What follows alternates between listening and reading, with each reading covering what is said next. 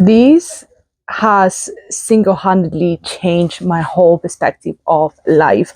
This trilogy is one of the best trilogies I have ever read in my entire life. And I could say that this book specifically, this one, I would say this is the top peak books of 2024 as of now.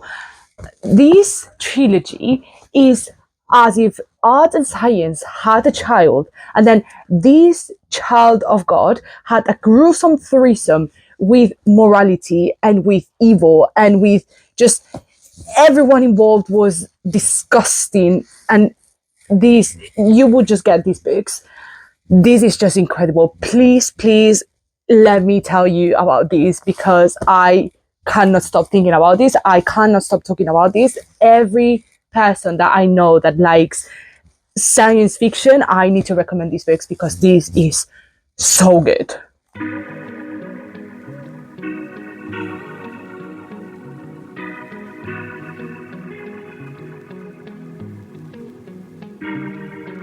So before we start with the analysis of this trilogy, I would like to say a massive thank you to Head of Zeus. So Head of Zeus, as you can see over here, I hope you can see it, is the publishing house that has brought this incredible trilogy to the UK at least. I think they are international, but I am just in the UK, so I'm not sure if you can find them anywhere else. But yeah, Head of Zeus has brought this trilogy, and they have many more. Please go check Head of Zeus. This is not a sponsor, by the way. I would love to be sponsored by Head of Zeus, but I just think they are so cool, and I just had the need to talk about them because I actually found. So for those who don't know, this is the catalog of Head of Zeus. As you can see, there's quite a lot of options. We have non-fiction, we do have fiction as well, but there's different departments as well, like Ad Astra, which obviously in Latin means to the stars, which is based on science fiction.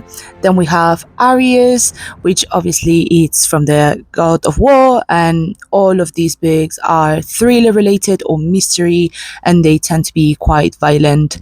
Then we have Aria, which is the most popular side, and then we also have Apollo fiction, where there's different departments like Apollo Africa. And we also have a children's department with Head of Zeus, Zephyr.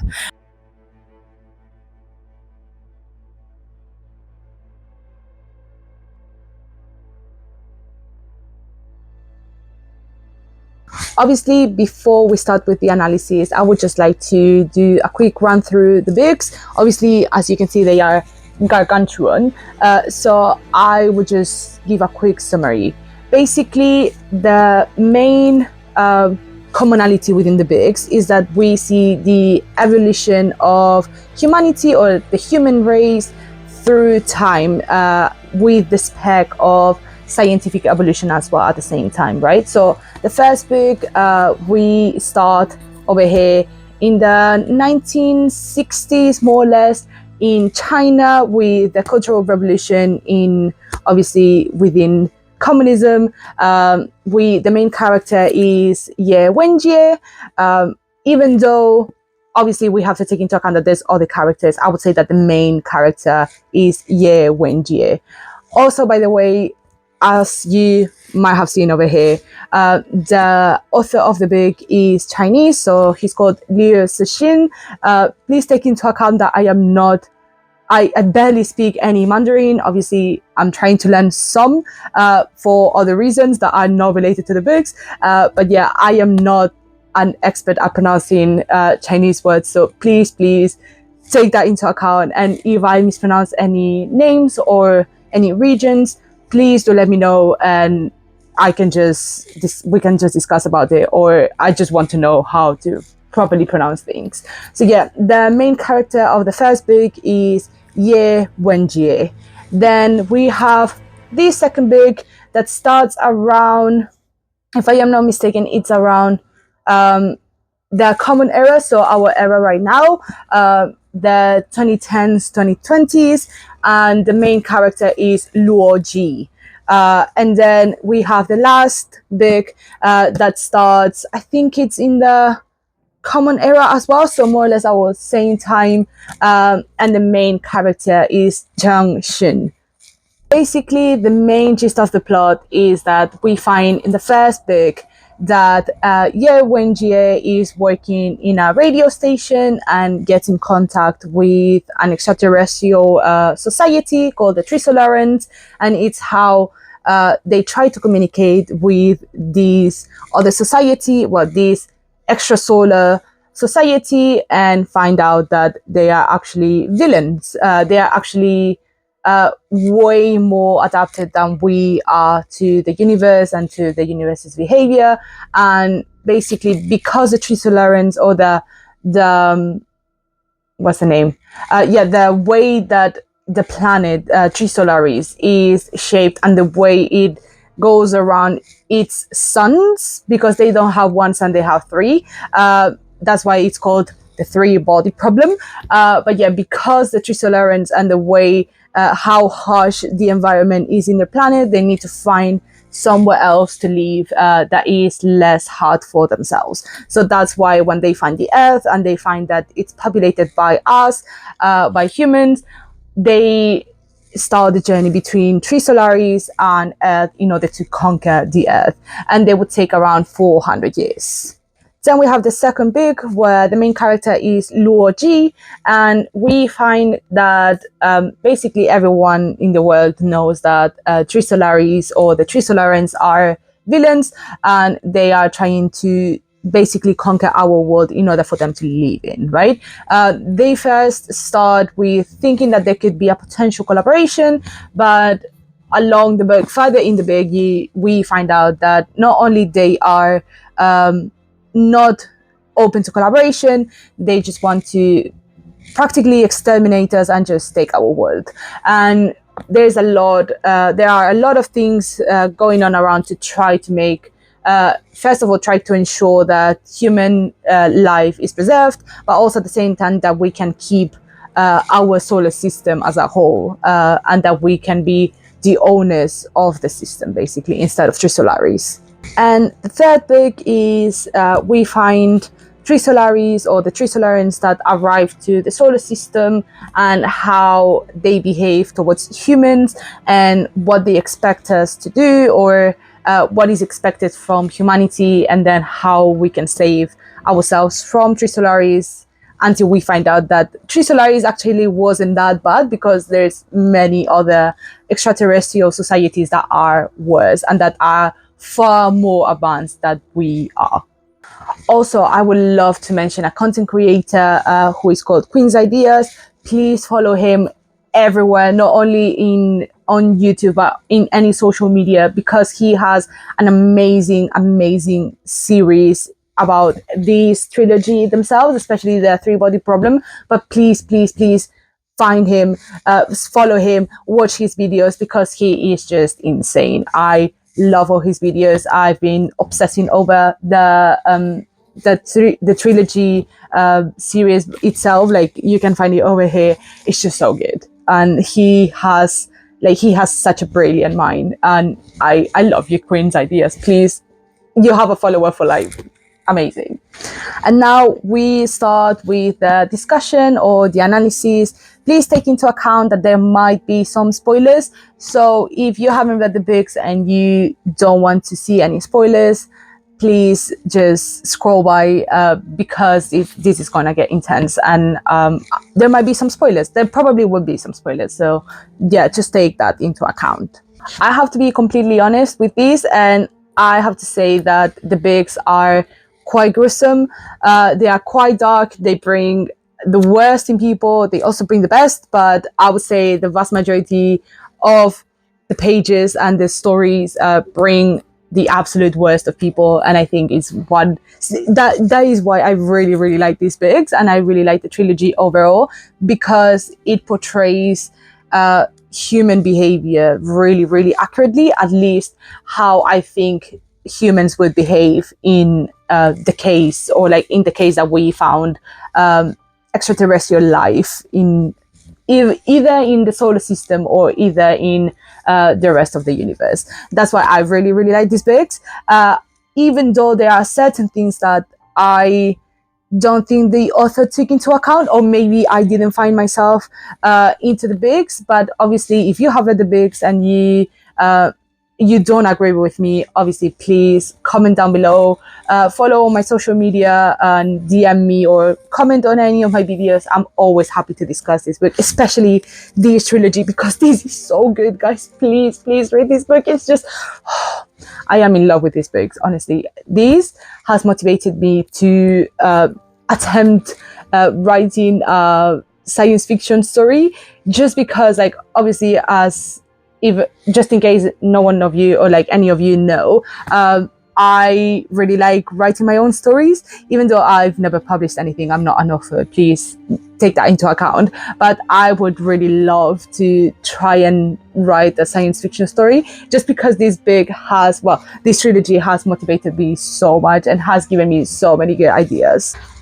One of the things I loved the most about these books were the fact that we see a shift in human mentality within the journey. So obviously, not only because in each book the main characters are different, and obviously they portray different human psyches, but also because of the cultural and historical developments that we see all around, right? So, for example, something that I've noticed is that with Ye Wenjie, we see Trisolaris as, how would I say it? We see Trisolaris as the cure for all humanity, right? Like, after everything that has happened to Wenjie, which I completely understand that she's upset. Like, I understand that she's upset. I don't think it excuses her behavior. Let's say that first of all. But obviously, we see her mindset of, even if humanity cannot be saved, it will still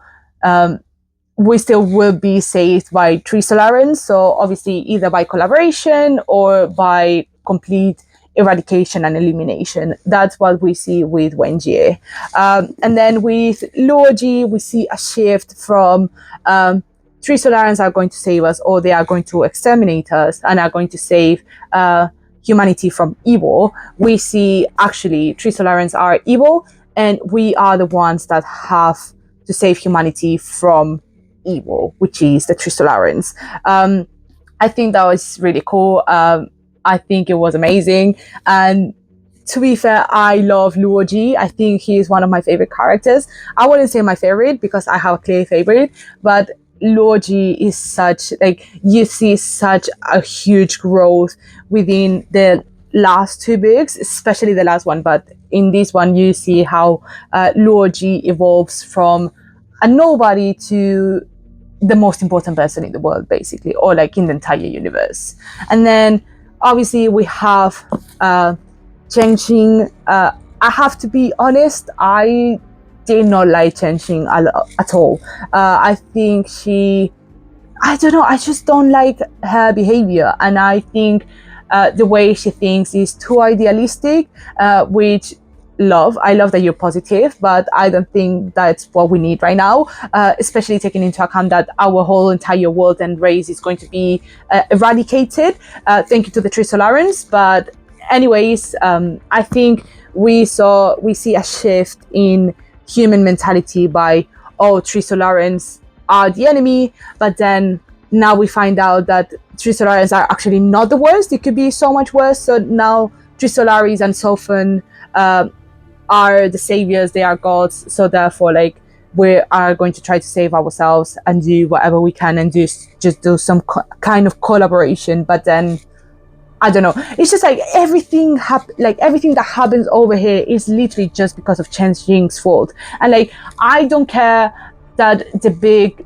mentions that it's actually her fault and that she forgives herself, or like that she feels bad but then forgives herself.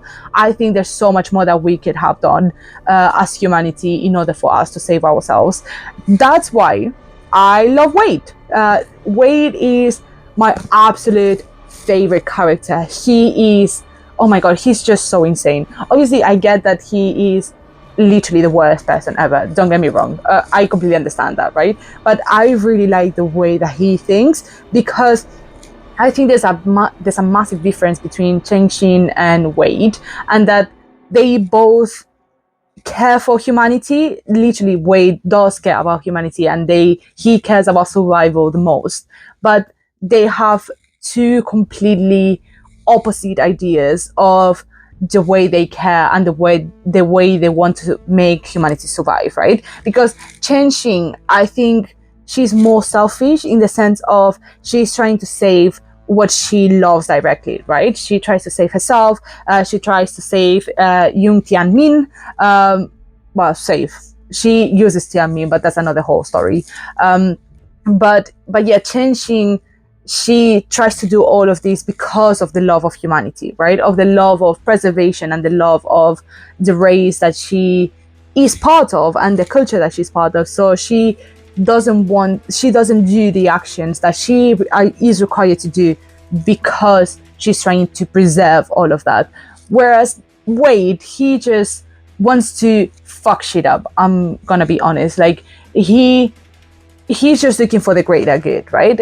He doesn't have a morality scale or a morality high ground, unlike Changing, which she does. But Wade is like, okay, I might have to be doing evil for the better good, right? Like, I might have to just bomb some people just so I can survive, or just so some humanity or a percentage of humanity can survive, which I don't see in Changing. That's why at the end of the day, humanity just gets erased.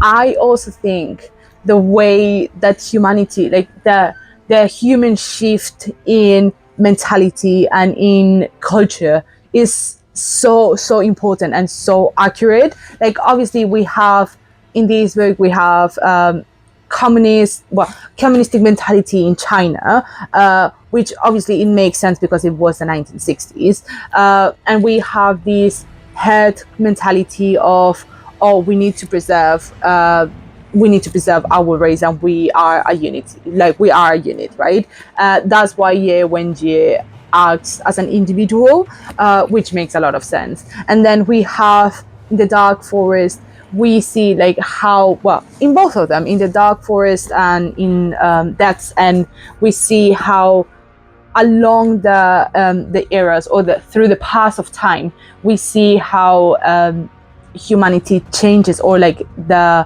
mindset shifts. So obviously we see Common Era, which people are like, oh, we're gonna die, but life just goes on because we have still like 250 years. And then we see oh, now there's an explosion, like a scientific explosion, and like everyone is great. There's this paradise, which is the forest, where Changing just gets woken up, and then afterwards we go back to the Common Era, and then we go back to the Dark Forest Paradise, or the Forest Paradise, and it's just like this shift of history and human mindset just like going on circles because of everything that has happened in the past, which is very, very accurate. We see these everywhere. We see these in history, right? We see how there's always an era of opulence, like the Renaissance, for example, and then obviously things go hard and people are more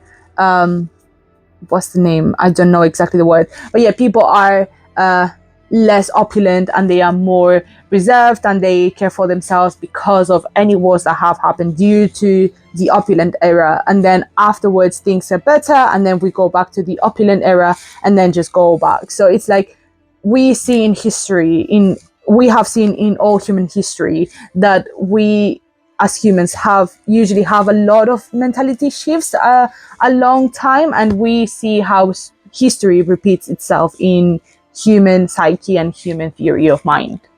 And now I would love to talk about the scientific side of the books, or the trilogy in general. Obviously, please take into account that I am not an engineer, I am not a physicist, I am not an astronomer, so my knowledge here is very limited. And if there's any mistakes that I have made, or if there's anything that I say that is just completely wrong, please obviously put it in the comments, or obviously go again on my social media and we can discuss about it. Please educate me if I'm wrong. This is just what I think, and this is the research that I have done, but it's not perfect. So please take that into account. Another one of my favorite things about this book is the fact that we see how science evolves along the way with humans, right? Which it obviously makes sense. We see how we use radio frequencies at the start. So in the 1960s, in the three-body problem, we use radio frequency, and then at the end of the book in depth, and we start to use antimatter, and we start to use more complex things and other departments that are not available to us right now, right? Which I think is really cool, and it makes a lot of sense. Obviously, well, it makes a lot of sense taking into account that this is just theory. This is what we know as of now. Maybe in 50 years time, we think that all of this is just trash, because it is, well, scientific wise, right? Like, this is going to be so precious to me for the next life. But we could say that all the science that appears over here, or all the human evolution that we see, is just not factual because we were completely wrong about physics. This could also be like, this is completely possible. Like, we thought 200 years ago or 400 years ago, we thought that the earth was flat, and now we find that the earth is actually round. Please, any flat earthers, get the hell out of here. I don't care what you say. The earth is not flat. The earth is round. Please read a book. You can read these ones. They are great. But yeah, going back into the topic, that was one of the things that I really liked the most. And I really, really enjoyed the fact that Liu Cixin, the author, actually took his time into explaining like physics theory and also astronomy theory and engineering theory. Obviously, as someone that is not an expert, like me, for example, I could just be like, oh yeah, he's completely right. This is like the truth. This is the Bible. But then someone who is actually an expert could be like, actually, this is not really true. This is just an approximation, or he's completely far off, which I don't think so, because he is an engineer himself. But yeah, I could be completely wrong, but I think it just made so much sense from the scientific evolution mind or like side of the book, right? And now, unfortunately, I have to say some things, or the one thing I did not like. And now, unfortunately, I have to talk about the one little tiny thing that I believe that, I don't want to say, but I believe that Liu Cixin, the author, was slightly wrong in this side. Basically, obviously, he's an engineer, but he has quite a lot of knowledge into human behavior. Obviously, we can see over here, this is just a piece of art when we talk about human behavior, especially individualistic human behavior. But there are certain things that I do not agree with him, or that I think that he has not included. So obviously, when we talk about the dark forest theory, where basically all societies, every single society or race is in a dark forest, and then obviously we are hunters and we need to hunt other people in order to survive. I do agree with this theory. I think it's very relatable, and I think it's something that we also see in Earth, basically, with all the species that we have. So animals do that, we do that as well if we need survival, right? And it is true that all species, all life, the main point of existence is to survive. That is just facts, right? Like, we can't just discuss about it. But there is one thing that I struggle understanding, and is, I think it gets into a point, like, I think it gets science and evolution, especially for highly intellectual species.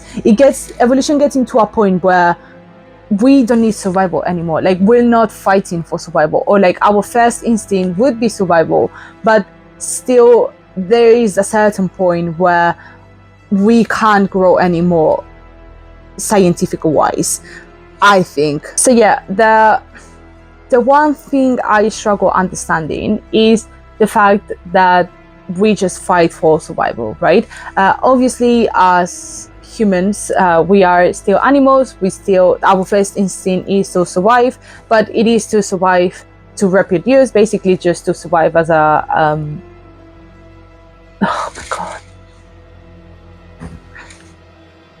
The one thing that I struggled with this book, especially the last one, was the fact that obviously as individuals, as things, as living things, our main instinct is to survive. We do everything to survive overall, right? Even now, for example, when we are still advanced or we are more advanced than other animals, we still find that our first instinct or all the behaviors that we do are based on survival, which makes complete sense, right? And that is why the dark forest theory appears in this book or in this trilogy in general. But the one thing that I just struggle with is I think all societies, or I think evolution, will bring us to a point where we don't need to worry about survival anymore. In the sense of obviously taking into account the Fermi paradox and all the stages or all the phases that our society can have, I think it gets to a point where they are so advanced that we don't need, or like our society is so advanced that they don't need to worry about survival, because I would say in general in history what we have seen, or in the animal world or in the plant world, for example, in all eukaryote world, what we have seen is that community saves or community ensures survival. So when I think about it, right, so if community ensures survival or enhances your chances of survival, it would make sense that all incredibly advanced societies gather together, have a community in order to ensure survival and ensure that we don't bomb each other, basically, right? That's what we do with the UN, for example. That's what animals do when they hunt together. Just because of the danger of the outside, they have a community and we are social in order for us to survive. And I love the fact that he brought the dark forest theory and he brought the hunting hiding genes, because it makes so much sense. We see this in nature, right? We see predators, for example, that go into hunting that have all these genes for hunting, whereas prey usually they have the hiding genes. Obviously, as humans, even though we are more advanced than animals, we still have the hunting and the hiding genes, just because we are still animals at the end of the day. But this is what I have really, really struggled with this book, and is the fact that there is something that we find in psychology and we see in animal behavior as well, and is that we have something that we call symbiosis, and we also have what we call collaboration for survival.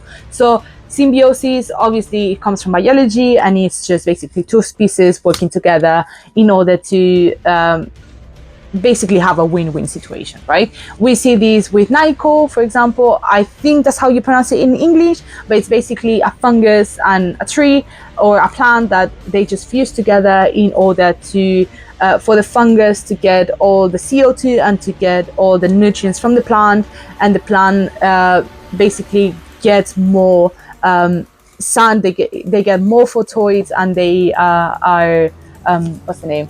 They are protected from predators, basically. I forgot the word. Oh my god. But yeah, I think we forget that all humans, or in general all species, tend to work through symbiosis. Obviously, if they are not polar opposites and they don't fight for the ecological niche, but we find ourselves that sometimes we work through symbiosis. Obviously, I also have to mention ecological niche. So an ecological niche is a place that an environment that many species share, right? So how I view it is that the universe is the ecological niche of all species and all societies, I would say, right?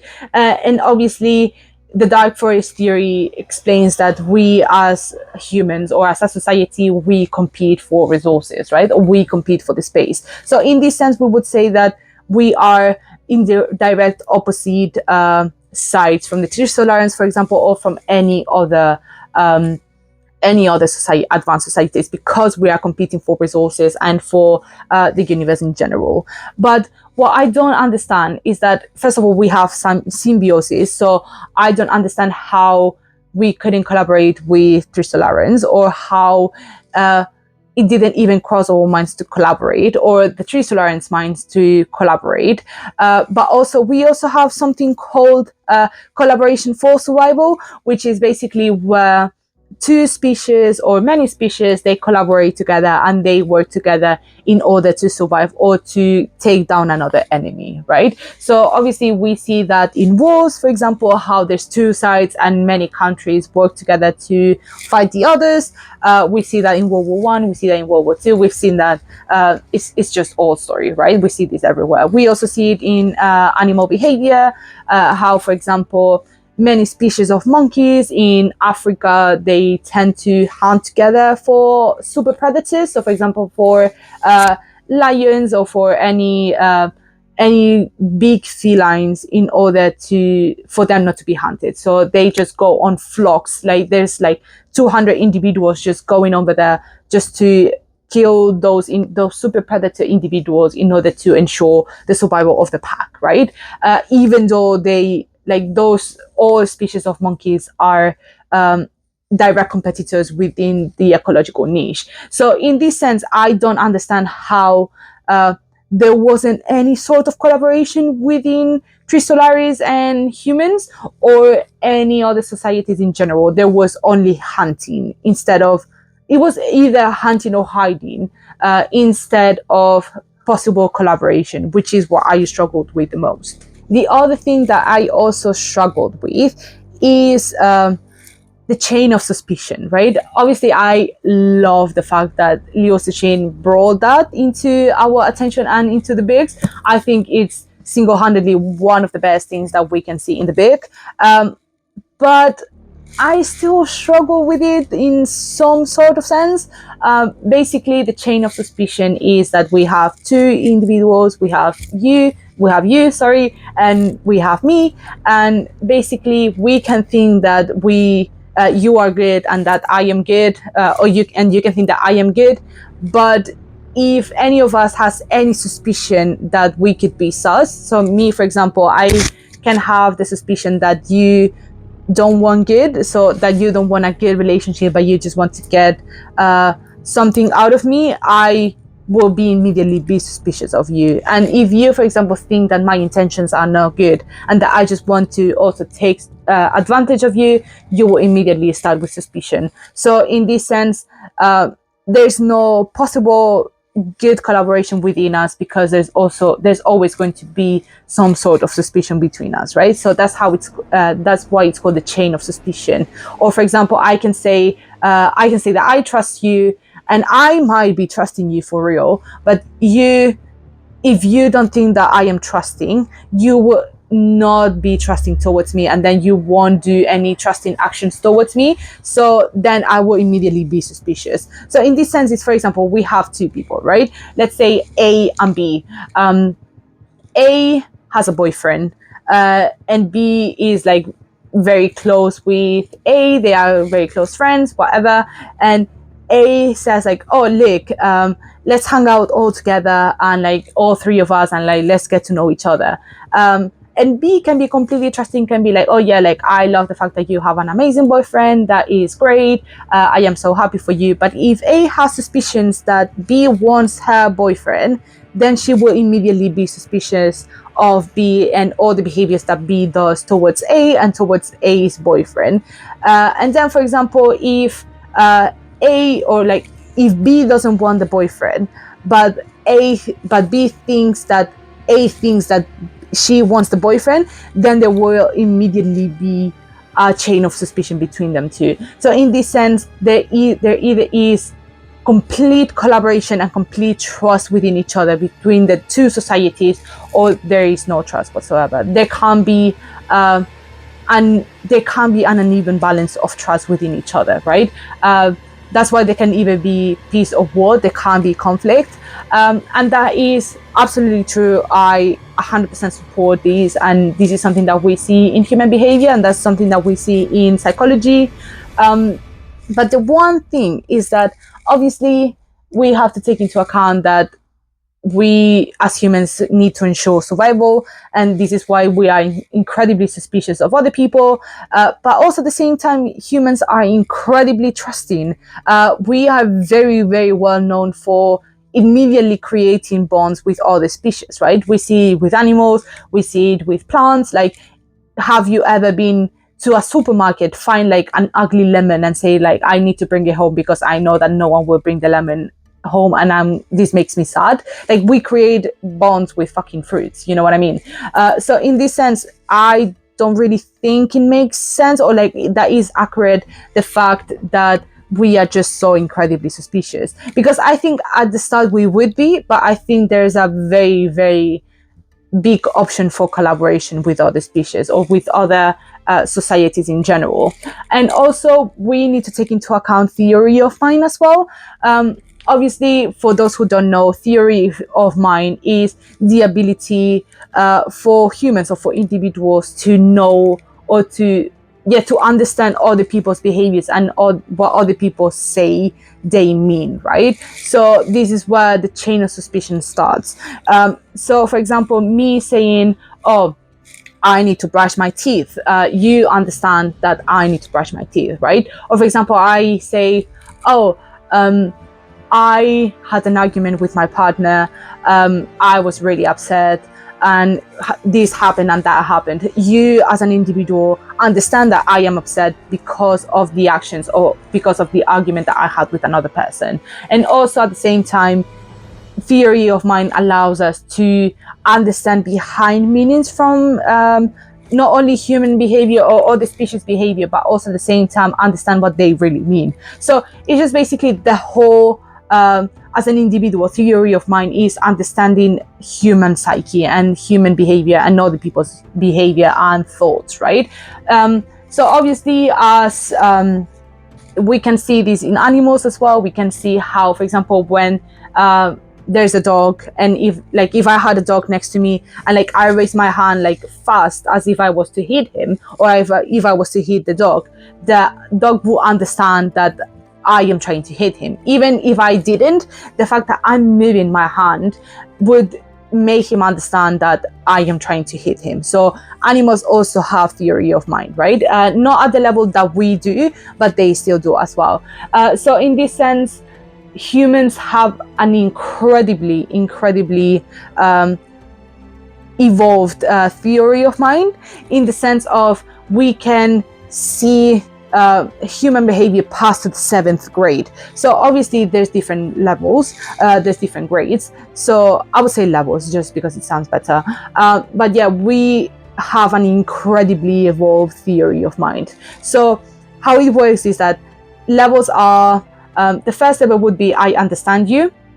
And then the second level would be I understand what you mean about this other person, right? And then obviously we can go back and forth and forth and forth, and then we can get into the 7th, 8th level. I think last research I did was 7th level, which is still a lot. So it would mean I understand what you're saying about this person, what he's saying about that person, what he's saying, like to the 7th level. That is incredibly able. That means that there's a lot of intelligence that has to go through it, and there's a lot of layers.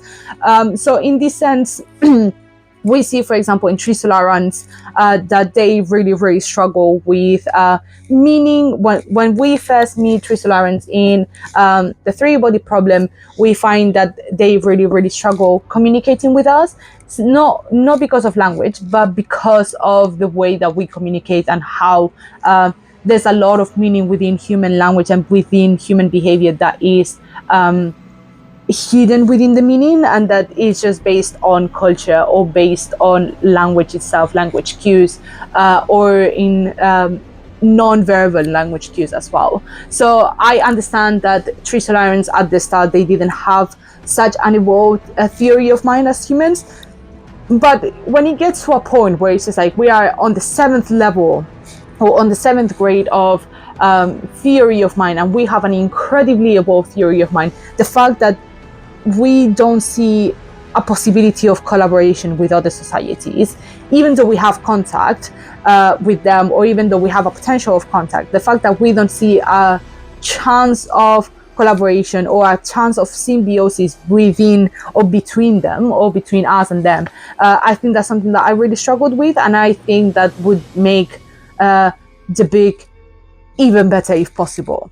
Even though I said that there were some things that I struggled with, or that I didn't really understand, or that I would have made different into the book, or that I would love Leah Sashin to explain a little bit more about, I have to say that these books overall are incredible. They are one of the best, if not the best, science fiction books that I have ever read. They are incredibly dark. You can see the evil. They are just angst, no comfort, but they are just so good. Please read these books. Please go into Queen's Ideas series about the whole trilogy. Please do anything about it, or like just read the audiobooks. Do whatever you want, whatever you prefer. But these books are like, they are a hit. They will never ever miss.